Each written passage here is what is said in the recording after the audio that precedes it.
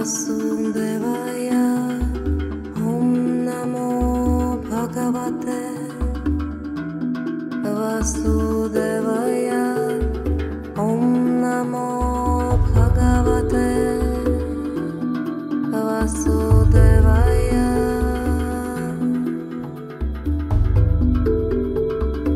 Om Gam Ganapataye Namaha Om Gam Ganapataye Namaha Om Gam Ganapataye Namaha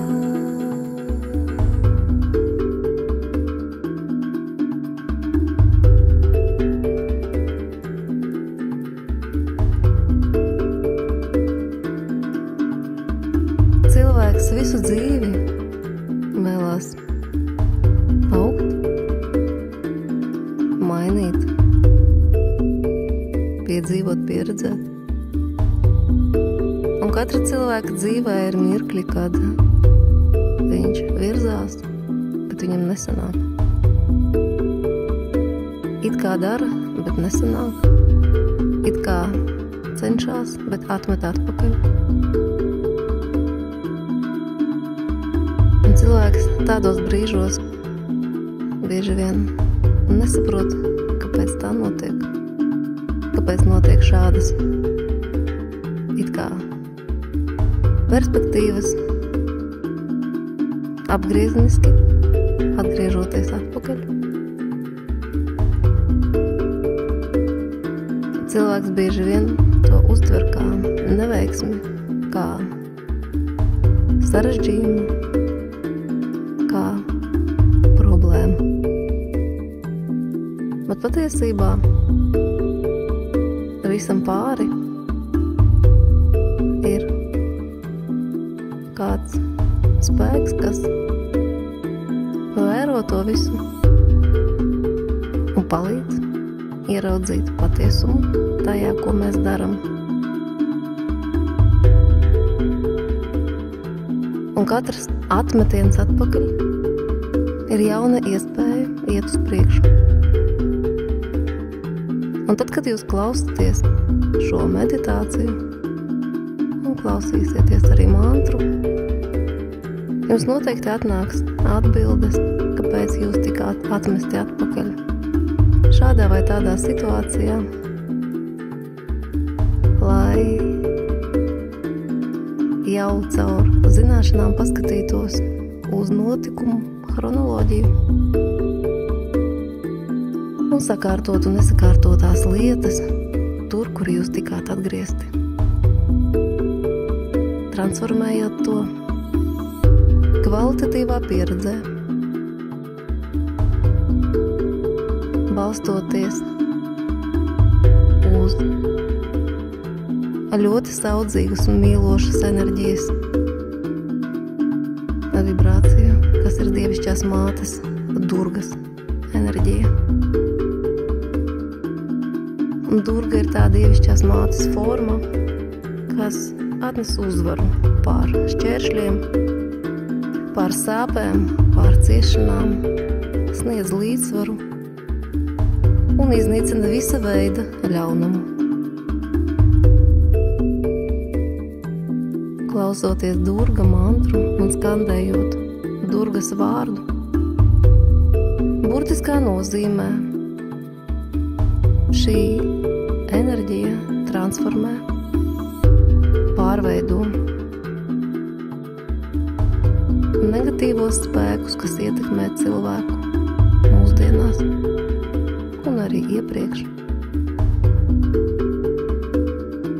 Tāpēc, ka cilvēks ir tas, kas ir enerģija, un enerģija pievelk enerģiju.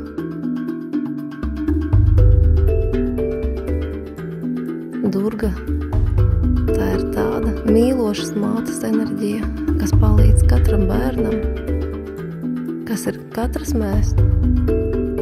Mums visiem ir bērna stāvoklis. Un tā ir augstākā mātes forma, tāpēc tā arī ir dievišķa. Viņa vienmēr dāvās labklājību, līdzsvaru, harmoniju, mieru, pārpilnību, iznīcinot visa veida ļaunumu.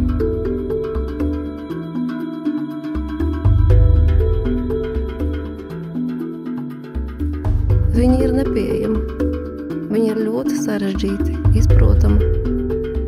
Viņa nav pieejama vienkāršai uztverei, tāpēc, ka viņa ir neuzvarama. Lai uzvarētu, vajag rīkoties.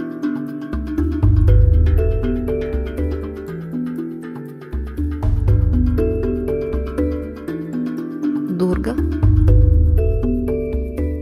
atgādina mums par 4 demoniem, kas snauž mūsos. Un viņi ir jāuzvar. Du, tā ir nabadzība. Darida, ciešanas. Dukha, bats. Durphikša un slikti ieradumi. Durvjasana. To visu ietver zilbedu. Skaņa ar norāda slimības. Rogakhna. Un zilbegā mūsu grēkus. Papakhna. Un tie ietver netaisnīgumu, cietsirdību, slinkumu un citas ļaunas ieradumus, ar kuriem cilvēks ir pats sevi saindējis, radot šos ieradumus tur, kur viņam potenciāli ir attīstība. Un tādā veidā skandējot un piesaucot šo dievišķās mātes formu, jūs atdodat visus šos sliktos ieradumus visgādīgākās mātes rokās, kas vienmēr parūpējās par sava bērna drošību.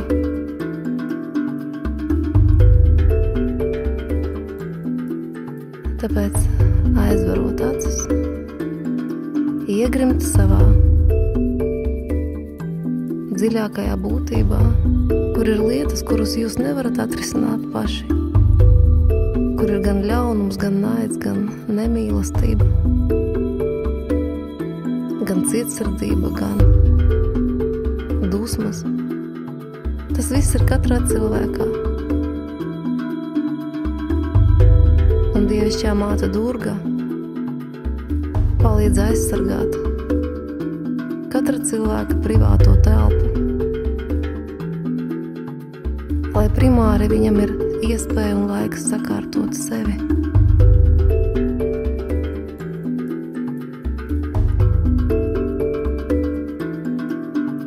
Saudzīgi pasargājot viņu no ārējās vides negatīvās ietekmes, kas neļauj atvērt talantus, kas neļauj atvērt realizācijas.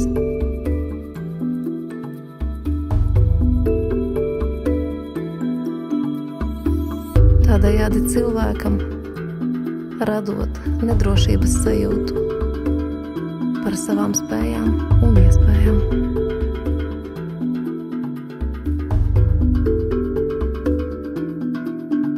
Lēni ieelpa, izelpa.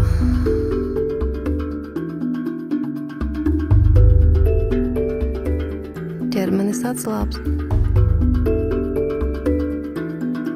Un sajūtiet, kā uz jūsu galvas kāds uzliek 2 siltas, maigas rokas. Un jūs sajūtat, ka jūs kāds pietur.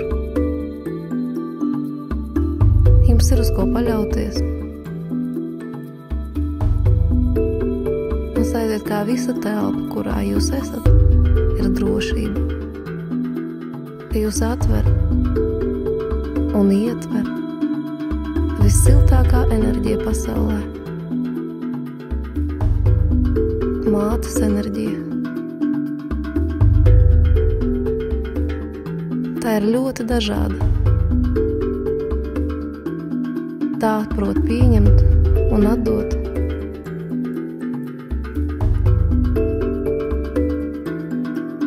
Sajūtiet to, ko jūs nevarat pateikt nevienam,